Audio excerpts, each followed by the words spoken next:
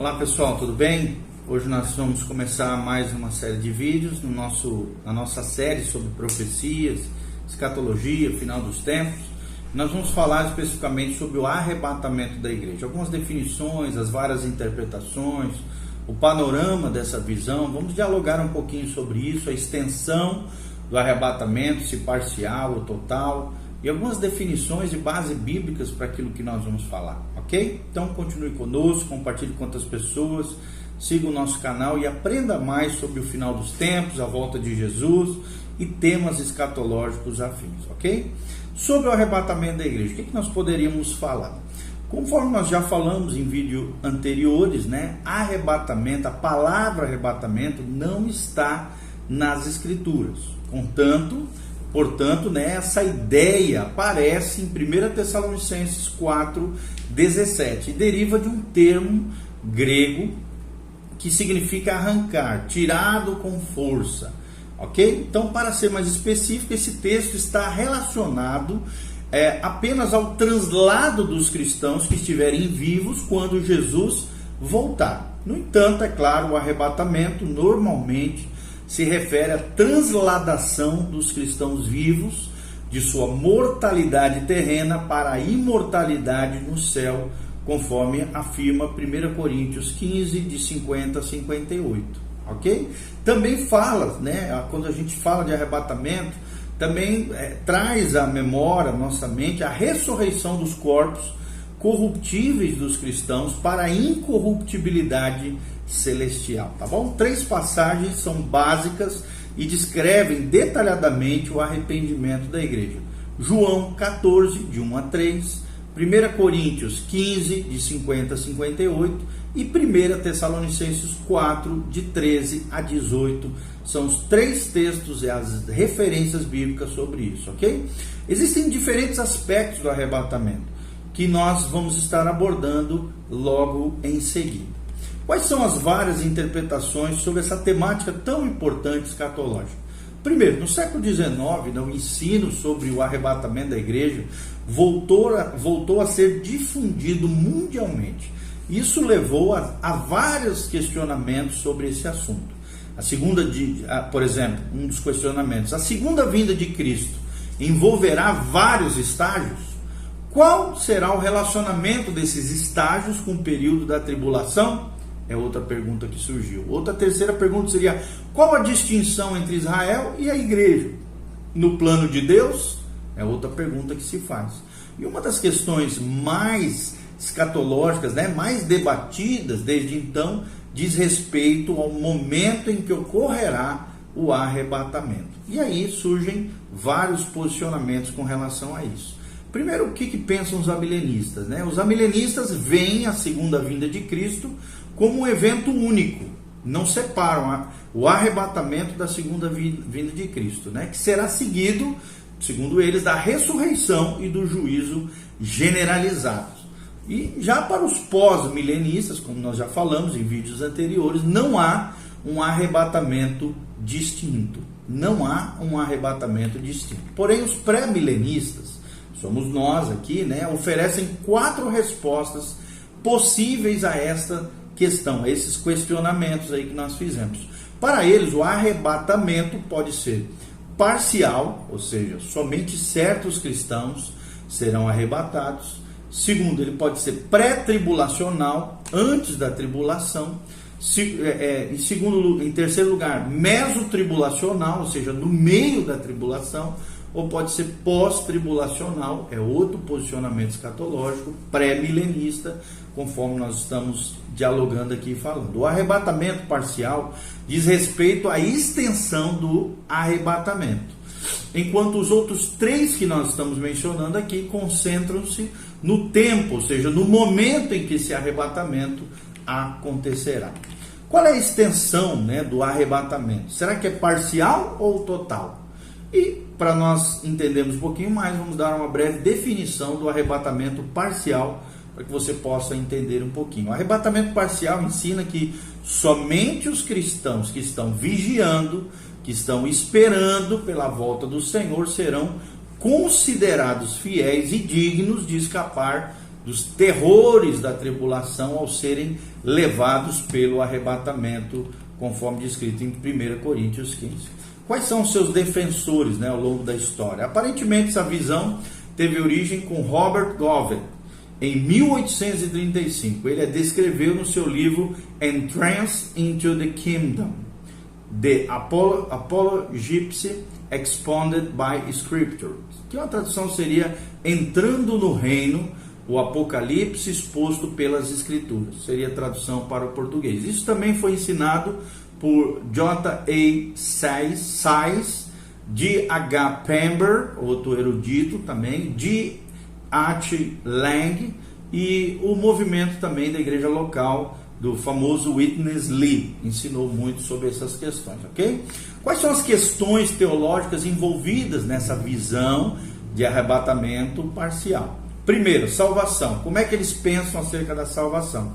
Os defensores do arrebatamento parcial defendem a salvação pela graça e a segurança eterna dos santos. Porém, interpretam as passagens debatidas sobre a segurança como fazem os arminianos, né? Vocês sabem, os arminianos são aqueles que creem que sim, pode-se perder a salvação, que a salvação não é uma vez salvo, salvo para sempre, mas que a salvação pode ser perdida se não for vigiada, cuidada, zelada. Infelizmente as pessoas acabam apostasiando, né? Abandonando a fé, apostatando, e abandonando a fé. Mas com uma exceção importante, pensam eles acerca da salvação. E o que é isso? O prejuízo para o cristão que peca não é a perdição, mas ele não participará do milênio. Então, para eles, todo cristão tem o direito de herdar o reino, mas isso pode ser perdido com a desobediência aqui na terra. Segundo lugar, o que eles pensam acerca da santificação? Muitas vezes, né, os defensores do arrebatamento parcial dão grande ênfase à santificação e à santidade. Podem ensinar, por exemplo, que o batismo do Espírito Santo está ligado ao poder para testemunhar e que a plenitude e a habitação do Espírito são apenas para alguns cristãos, não para todos. Essa ênfase influencia sua visão do arrebatamento, ou seja, somente os cristãos espirituais serão arrebatados para escapar da tribulação. Como é que eles acreditam a questão da primeira ressurreição? A primeira ressurreição é vista por eles, os que pensam e acreditam no arrebatamento parcial, é vista como a ressurreição para que os cristãos espirituais recebam seu galardão. Não é algo para todos. Os cristãos que não vencerem serão ressuscitados somente depois do milênio. Portanto, essa segunda ressurreição, que envolveria somente os ímpios, incluirá tanto cristãos quanto ímpios, conforme ensinam esses teóricos, né, esses especialistas nessa área, ok? Qual é o panorama geral dessa visão que nós estamos falando aqui? Os defensores do arrebatamento parcial ensinam que o arrebatamento e a ressurreição dos vencedores ocorrerão em diversas ocasiões diferentes. Primeiro, pouco antes do início da tribulação, os santos maduros que estiverem vivos serão transladados e os santos que estiverem mortos serão ressuscitados pelo poder de Deus. Segundo lugar, durante os 7 anos da tribulação, outros santos da era da igreja que não estavam prontos no início do arrebatamento serão arrebatados em vários intervalos, dizem eles. São vistos, por exemplo, em Apocalipse 7, 9, em Apocalipse no versículo 14 também, em Apocalipse 11, versículo 2, em Apocalipse 12, versículo 5. A palavra aqui é filho e inclui os crentes, segundo afirmam eles. E também em Apocalipse 16, 15, um arrebatamento para livrar os cristãos da guerra do Armagedon, é o que afirmam eles, e o arrebatamento final somente acontecerá no término desse período. Terceiro, eles pensam antes, durante e depois, ou seja, no final do milênio também ocorrerá a ressurreição dos cristãos que não participaram das primeiras ressurreições. Aí já é uma ressurreição, segundo afirmam eles para o galardão, juntamente com a ressurreição dos incrédulos. Aqueles que creram entrarão no reino eterno, mas terão perdido o reino do milênio. É o que afirmam esse posicionamento do arrebatamento parcial. Qual é a base bíblica usada para apoiar essa visão do arrebatamento parcial? Primeiro, sofrimento, né? Muitas passagens ensinam que os cristãos devem passar pelo sofrimento antes que possam reinar com Cristo em glória. Portanto, os cristãos devem sofrer agora ou no período da tribulação, conforme afirmam eles, baseados em Lucas 22, de 18 a 30, Atos 14, 22, Romanos 8, de 16 a 17, Colossenses 3, 24 e 2 Tessalonicenses 1, de 4 a 5.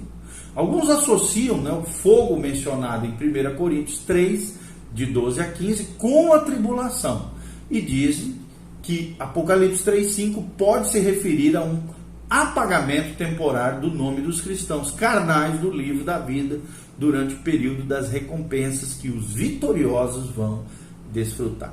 Uma perguntinha surge aqui: o que é a primeira ressurreição? É o que surge aqui.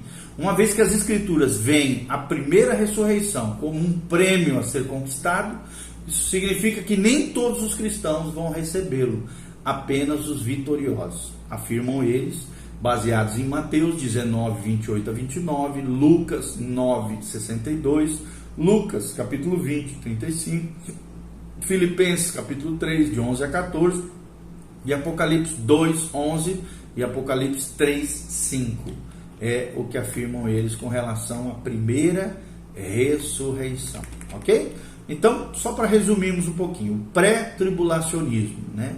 Acredita na morte e ressurreição de Cristo, antes do início da tribulação, no arrebatamento da igreja, né? Nos 7 anos chamados de tribulação, e aí Cristo voltaria em glória para reinar 1000 anos e depois adentrarmos na eternidade, né, gloriosa, descrita na palavra de Deus. Então, pré-tribulacionista acredita que o arrebatamento ocorrerá antes desse período chamado pela Bíblia de tribulação. O mesotribulacionista crê na morte, na ressurreição de Cristo, na dispensação da era da igreja, né? A era da igreja ou dispensação da graça. Crê que haverá 3 anos e meio iniciais, princípios de dores, e no meio desse período, desse primeiro período inicial de juízos de Deus mais leves sobre a terra, haverá então um arrebatamento no meio desse período, por isso mesotribulacionista. Depois 3 anos e meio de grandes tribulações sobre a terra, juízos muito mais ostensivos, terríveis sobre a terra, e aí a igreja voltaria com Cristo em glória na batalha do Armagedão, e estabeleceria os 1000 anos ou o milênio na terra, para depois usufruir da eternidade, né, tremenda, futura, gloriosa, descrita na palavra de Deus. Os pós-tribulacionistas também creem na morte, na ressurreição de Cristo, na dispensação da graça, na era da igreja, e creem que todos, né, vão passar por essa grande tribulação, e o arrebatamento e a volta de Cristo são os mesmos eventos que acontecerão antes da implantação de Cristo, do reino milenar por Cristo, que ocorrerá de 1000 anos sobre a terra e logo em seguida a eternidade, ok? O arrebatamento parcial é isso que nós falamos. Eles acreditam na morte e ressurreição de Cristo, na dispensação da graça ou era da igreja, né? E eles creem que vai ter vários arrebatamentos, tanto no início da tribulação quanto em vários períodos durante a tribulação, períodos de arrebatamento parciais, e aí a igreja voltará com Cristo, né? Implantará durante 1000 anos o reino milenar na terra e depois usufruirão da eternidade, ok? Também, voltando a falar sobre a questão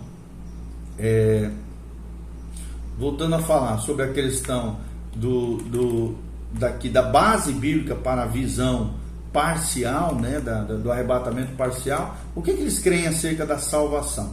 Entende-se, né, por eles que um cristão pode perder a salvação e assim perder a chance de ser arrebatado antes da tribulação. Conforme eles creem, estão baseados em 1 Coríntios 6, de 9 a 10, em Gálatas 5, de 19 a 21, em Hebreus 12, 14, ok? E o batismo do Espírito? Uma vez que o batismo do Espírito é visto como recebimento de poder para testemunhar, nem todos os cristãos que estão no corpo de Cristo, portanto, nem todos serão necessariamente arrebatados, é o que afirmam eles. E a recompensa? O que pensam eles sobre a recompensa? O arrebatamento é visto como uma recompensa que nem todos os cristãos receberão, conforme Mateus 24, de 40 a 41, Mateus 25, de 1 a 13, 1 Coríntios 9, 27, 2 Timóteo 4, 8, Tito 2, 13, Hebreus 9, 24 a 28 e Apocalipse 3, 10. Alguns problemas com relação a essa visão do arrebatamento parcial. Primeiro, a exclusividade. Vemos em 1 Coríntios 15, de 51 a 52, uma declaração explícita de que todos serão mudados, não apenas alguns. Segundo lugar, sobre o batismo do Espírito Santo, o batismo com o Espírito Santo de fato une todos os cristãos ao corpo de Cristo, conforme nós vemos em 1 Coríntios 12, 13. Então, todos experimentarão a promessa do arrebatamento. Ou seja, nós cremos que o arrebatamento será total e não parcial. Terceiro, quem será punido? O período da tribulação nunca é descrito como uma época de castigo à igreja ou parte da igreja, apesar de alguns entenderem assim como os mesotribulacionistas.